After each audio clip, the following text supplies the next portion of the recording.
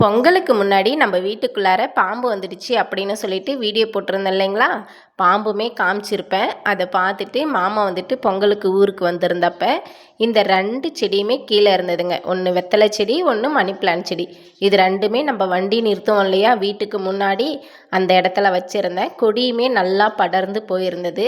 ஆனால் இப்போ அந்த 2 செடியுமே கட் பண்ணி விட்டுட்டு மேலே எடுத்துகிட்டு வந்து வச்சுட்டாரு. இந்த வாழை செடியெல்லாம் வந்து நம்ம இந்த செவுத்துல வந்துட்டு நல்லா டச் ஆகிட்டு அந்த மூலயமா நம்ம வந்துட்டு ஜன்னல் வழியில் பாம்பு உள்ளே போயிருக்க சான்ஸ் இருக்குது அப்படின்னு சொன்னோம் இல்லையா, சமையல் கட்டு மூலயமா.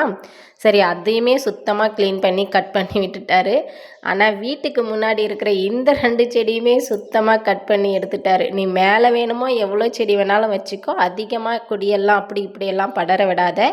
மேலே வந்துட்டு பாம்பு வர அவ்வளோவா சான்ஸ் இல்லை. ஆனால் கீழே வந்துட்டு சுத்தமாக வச்சுக்கணும். செடியெல்லாம் எதுவும் செவுத்தில் அவ்வளோவா டச் ஆகாமல் இருக்கட்டும் அப்படின்னு சொல்லிட்டு கீழே இருக்க 2 செடியுமே மேலே எடுத்துகிட்டு வந்து வச்சுட்டாரு. செவுத்து மூலயமா பாம்பு வந்துட்டு அவ்வளோ சீக்கிரம் மேலே வராதாமா. ஆனால் செடி மூலயமா தான் வருமா. அதனால் செவுத்து ஓரம் எந்த செடியும் இருக்கக்கூடாது கீழே அப்படின்னு சொல்லிட்டு